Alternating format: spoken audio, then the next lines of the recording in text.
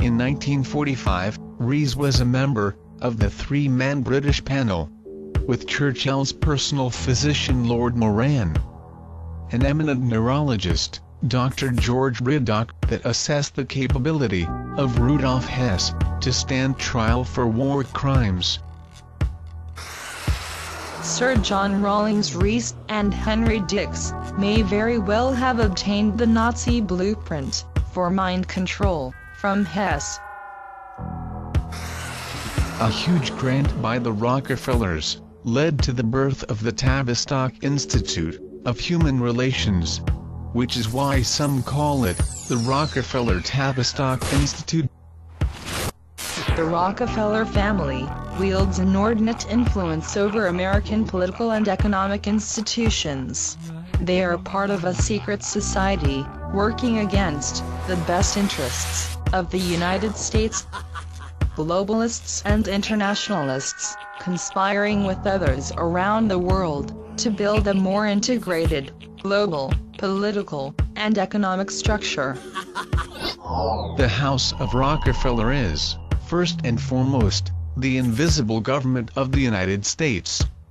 Invisible government is controlling the wheels of government behind a smokescreen. The Rockefeller family has plunged the world into a never-ending cycle of wars which ravages the environment and humanity. They have forced upon us an unnecessary dependence on fossil fuel, while suppressing free energy, and now blame us for jeopardizing the planet with climate change.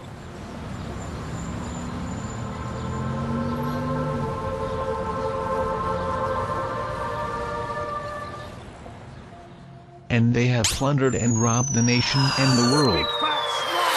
That the entire Tavistock organization owes its existence to the Rockefellers illustrates common purposes' origins.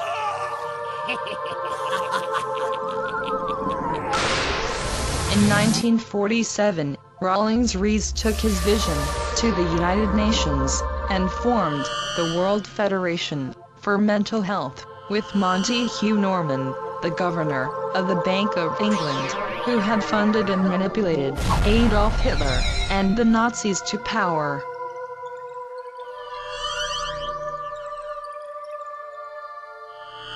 Lord Montague Norman was governor of the Bank of England from 1916 to 1944. During this period, he participated in the central bank conferences, which set up the crash of 1929 and a worldwide depression. After the Second World War, Europe was in dire need of American gold, and the Federal Reserve System gave it to them, $500 million worth. The movement of that gold out of the United States caused the deflation of the stock boom, the end of the business prosperity of the 1920s, and the Great Depression of 1929 to 31, the worst calamity which has ever befallen the United States. The bankers knew what would happen when that $500 million worth of gold was sent to Europe.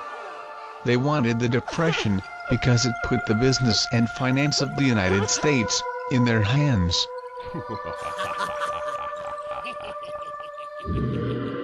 Sir John Rawlings Rees was a vehement racist and supporter of the eugenics master race movement.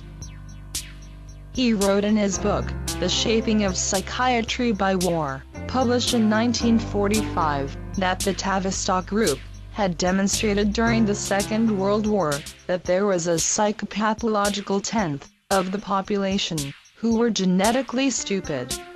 The numbers of these people had to be controlled, he said, to protect civilized society, and it was necessary to take steps, including the use of psychiatry, to prevent their increase in numbers, especially in the backward colonial countries, which threatened the civilized world.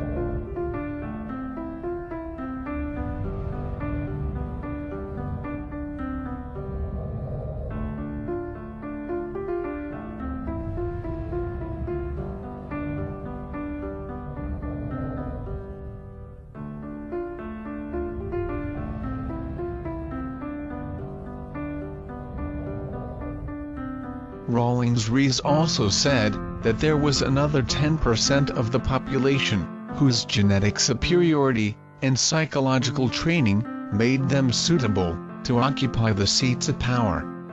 A ruling class, one that has a divine right to rule the world. The Tavistock Clinic proved dysfunctional.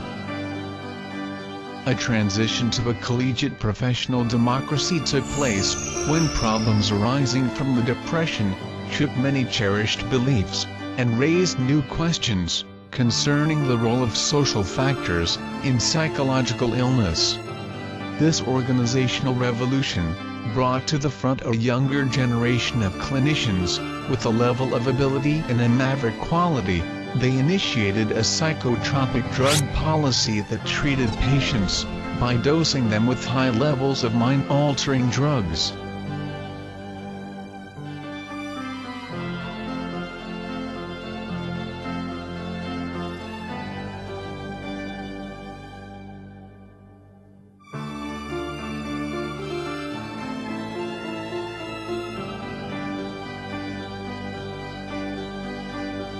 The Tavistock Clinic and the Rawlings-Rees networks had spent both world wars studying the effects of war psychosis and its breakdown of individual personality. From their work, an evil thesis emerged. Through the use of terror, man can be reduced to a childlike and submissive state, in which his powers of reason are clouded, and in which his emotional response to various situations and stimuli can become predictable, or in Tavistockian terms, profitable. By controlling the levels of anxiety, it is possible to induce a similar state in large groups of people, whose behavior can then be controlled and manipulated.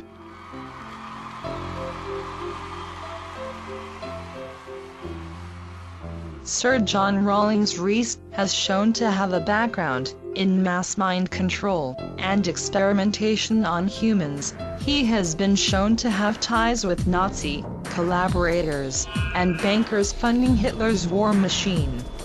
His organization has infiltrated nearly every aspect of public service projects in the UK and the US. The original Tavistock Clinic, led by John Rawlings-Rees, developed as the Psychological Warfare Centre for the Royal Family and British Intelligence.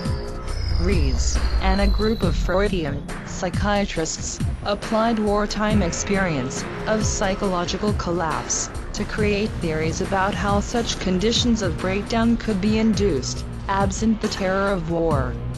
The result was a theory of mass brainwashing, involving group experience, that could be used to alter the values of individuals, and through that, induce, over time, changes in the axiomatic assumptions that govern society.